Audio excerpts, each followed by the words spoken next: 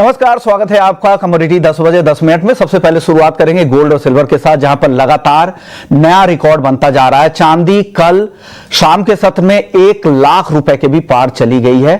किसी भी active contract में यह पहली बार हुआ है कि चांदी ने 1 लाख का आंकड़ा क्रॉस किया है। हालांकि फॉरवर्ड कॉन्ट्रैक्ट में पहले ही चांदी 1 लाख रुपए के पार जा चुकी थी, लेकिन एक्टिव कॉन्ट्रैक्ट में जो करंट मंथ का कॉन्ट्रैक्ट है उसमें पहली बार ऐसा हुआ कि चांदी ने 1 लाख का लेवल क्रॉस किया है। इसके पीछे सबसे बड़ी वजह यह है कि चांदी की जो डेफिसिट है, लगातार चौथे साल में यहां पर डिमांड के मुकाबले सप्लाई कम है। नई नई इंडस्ट्रीज से डिमांड आ रही है। चाइना में 2 रेट कटौती के बाद अब लग रहा है कि वहां से जो इंडस्ट्रियल डिमांड है वो तेजी से पिकअप होगी, उसका फायदा यहां पर मिला है। लेकिन इतनी तेजी, अचानक तेजी, क्योंकि अगर 2024 की तेजी अगर चांदी में देखें तो करीब करीब 46% की तेजी इस साल ही चांदी दिखा चुकी है। ऐसे में कभी भी तेजी से मुनाफा वसूली भी हो सकती है, इसलिए जो भी हमारे दर्शक है वो सतर्क जरूर रहे। चलिए, हमारे साथ भाविक पटेल भी हैं ट्रेडबुल सिक्योरिटीज से, उनसे जानते हैं। भाविक, क्या हो रहा है? चांदी इतनी तेजी क्या जस्टिफाइड है और ये तेजी कहां तक जा सकती है? इस लेग की रैली को आप कहां तक जाते देख रहे हैं?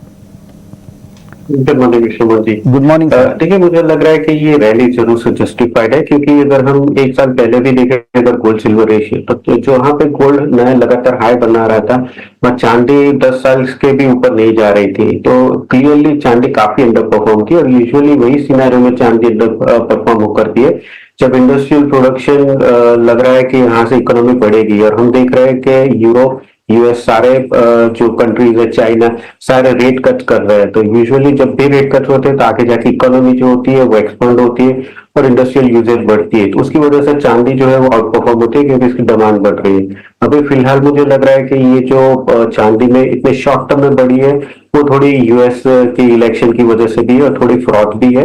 बट आई थिंक मुझे लग रहा है कि अगर गोल्ड की प्राइस देखें तो कंपैरेटिवली सिल्वर भी काफी अच्छा है, और मुझे लग रहा है ये जस्टिफाइड है। अभी भी मुझे लग रहा है कि आगे जाके भी एटलीस्ट ईयर एंड में 1,10,000 तक के लेवल हम देख सकते हैं। बट जैसे आपने बताया कि थोड़े सतर्क रहना चाहिए, क्योंकि काफी स्ट्रॉन्ग अप मूव दिखा है, तो कहीं भी कभी भी प्रॉफिट बुकिंग आ सकती है। बट ओवरऑल ट्रेंड अभी भी बाय का है, सेल जो है वो अवॉइड ही करना चाहिए। ओके, जो ट्रेडर्स के लिए यही सलाह है कि अभी भी ट्रेंड पॉजिटिव है तो अभी सेल अवॉइड करें। हालांकि मुनाफा वसूली कभी भी आ सकती है, इसके लिए तैयार रहिए, बिना स्टॉप लॉस के ट्रेड ना करें। वहां भी गोल्ड भी लगातार नया शिखर बनाता जा रहा है। आज भी गोल्ड 78,712 रुपए पे जा चुका है। अगर कॉमेक्स गोल्ड की बात करें तो $2760 के ऊपर है कॉमेक्स गोल्ड फ्यूचर्स, और कॉमेक्स स्पॉट गोल्ड 2750 के ऊपर है। इस साल 33% से ज्यादा की तेजी सोने में भी आ चुकी है। ये तेजी कितनी टिकाऊ है, क्या करना चाहिए, कब भाव नीचे आएगा, इसी इंतजार में लोग बैठे हैं। आप बताइए, आप क्या सलाह दे रहे हैं?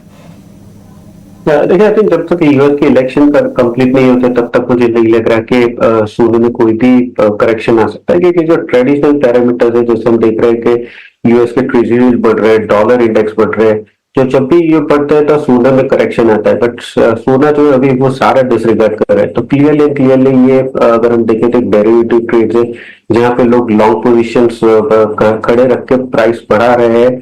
तो आई थिंक जब तक नवंबर 5 में जो इलेक्शन है वो नहीं कंप्लीट होता, तब तक मुझे नहीं लग रहा है कि कोई भी मीनिंगफुल करेक्शन आएगा। आई थिंक तब तक भी अभी प्राइसेस जो है वो ऊपर ही रहेंगे। तो जैसे चांदी की बात करें, ऐसे भी सोने में भी मुझे लग रहा है कि आई थिंक यूएस के इलेक्शन के बाद ही हमें थोड़ी बहुत करेक्शन देखने को मिल सकती है। तो उसमें भी अभी अवॉइड करना चाहिए। और आई थिंक 79,200 से 79,500 तक मुझे लग रहा है कहीं पर टारगेट आ सकता है। उसके बाद थोड़ा करेक्शन आ सकता है सोने में।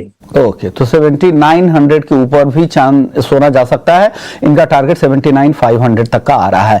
लेकिन जब तक यूएस में नई सरकार नहीं बन जाती है, वहां की लीडरशिप क्या सोचती है, फिर उसके आधार पर भाव फिर आगे क्या चाल चलेगा वो दिखाई देगा। अब तक अभी तेजी का ही ट्रेंड यहां पर दिख रहा है। चलिए एग्री मार्केट की तरफ बढ़ते हैं। वहां पर सबसे पहले आज बात करेंगे मसालों की। मसालों में, सभी मसालों में हल्की नरमी दिख रही है, मुनाफा वसूली कह सकते हैं। क्या डिमांड की स्थिति क्या है? त्योहारी डिमांड, रमजान की डिमांड भी खुलने वाली है, उसके बाद भी भाव में उस तरह की तेजी नहीं आ रही है। क्या लग रहा है आगे क्या होगा? हल्दी, जीरा और धनिया, इन तीनों में ही बताइएगा। देखिए, जीरा में भी जो कॉम्पिटिटिव हमारा एक्सपोर्ट का रेट है वो अभी इतना नहीं है, तो उसकी वजह से एक्सपेक्ट नहीं कर रहे हैं कि ज्यादा एक्सपोर्ट के लिए डिमांड आ सकती है, क्योंकि दूसरे कंट्रीज के भी जो भाव है हमारे जितने ही हैं, तो उसकी वजह से जो लोकल डिमांड है इतनी सप्लाई एब्जॉर्ब नहीं कर पा रही है। और एक्सपोर्ट की आ नहीं रही है, इसलिए प्राइसेस में तेजी नहीं दिखती हुई है। तो आई थिंक मुझे लग रहा है कि एटलीस्ट ये मंथ भी जो जीरा है वो 24,000 से 27,000 के बीच में ही ट्रेड करेगा। हालांकि हमने देखा है कि 25,000 के करीब जो प्राइस आता है तो सस्टेन नहीं कर पा रहा है। तो यहाँ से मुझे लग रहा है कि थोड़ी बहुत हल्की फुल्की बाइंग आ सकती है जीरा में 25,500 के टारगेट के लिए। तो एक बार यहाँ से बाय कर सकते हैं 24,800 के स्टॉप लॉस से। हल्दी की बात करें, आई थिंक हल्दी में अभी भी मुझे लग रहा है कि जो ट्रेंड है वो क्लियरली साइडवेज है। जो त्योहार की डिमांड है वो आ रही है, बट आगे जाके जो सप्लाई बढ़ने वाली है उसकी वजह से प्राइसेस बढ़ नहीं पा रहा है। तो इसमें भी मुझे लग रहा है 13,000 के करीब अगर आता है तो एक बार बाय कर सकते हैं। 14,000 के टारगेट के लिए स्टॉप लॉस रख सकते हैं 12,800 का। ओके, तो अब यहाँ से आपको हल्दी में तेजी दिख रही है, लेकिन जीरा दायरे में रहेगा, हल्की तेजी जरूर आ सकती है। ग्वार में बताइए, कल काफी मुनाफा वसूली दिखी, 2.5% से ज्यादा ग्वारगम टूट गए, करीब करीब 2.25% के आसपास की गिरावट ग्वार सीड में थी। क्यों ये गिरावट आई थी, आज क्या होगा? देखिए, अभी अराइवल जो आ रहे हैं वो लास्ट ईयर के कंपेरेटिवली इतने ही आ रहे हैं, पर डिमांड जो है वो इतनी आ नहीं रही है। और जैसे हमें पता चला 15 दिन के बाद आई थिंक ज्यादा क्लियर पिक्चर आएगा कि कितना इस बार अराइवल आने वाला है। हालांकि जो अराइवल जो आ रही है वो कंप्लीट आ रही है और उसकी जो एब्जॉर्ब करने का इतनी डिमांड भी नहीं है, तो उसकी वजह से जो प्राइसेस है वो मुझे लग रहा है लगातार गिर रहा है। तो आई थिंक ये एक्सपेक्ट है कि 5 से 6 दिन और अगर इसके हिसाब से ये अराइवल आएगी तो प्राइसेस में थोड़ा दबाव रहेगा।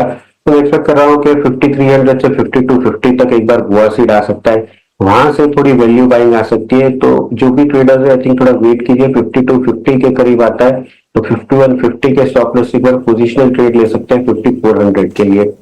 ओके, तो ग्वार को लेकर ये भी। चलिए, शुक्रिया भाविक, आपने वक्त निकाला हमारे लिए और नॉन एग्री और एग्री मार्केट पे अपनी राय रखी। वक्त है ब्रेक का, ब्रेक के बाद लौटेंगे, मार्केट महारथी सेगमेंट का रुख करेंगे कि बाजार पर हमारे महारथी का क्या व्यू है, बताएंगे आपको ब्रेक के बाद।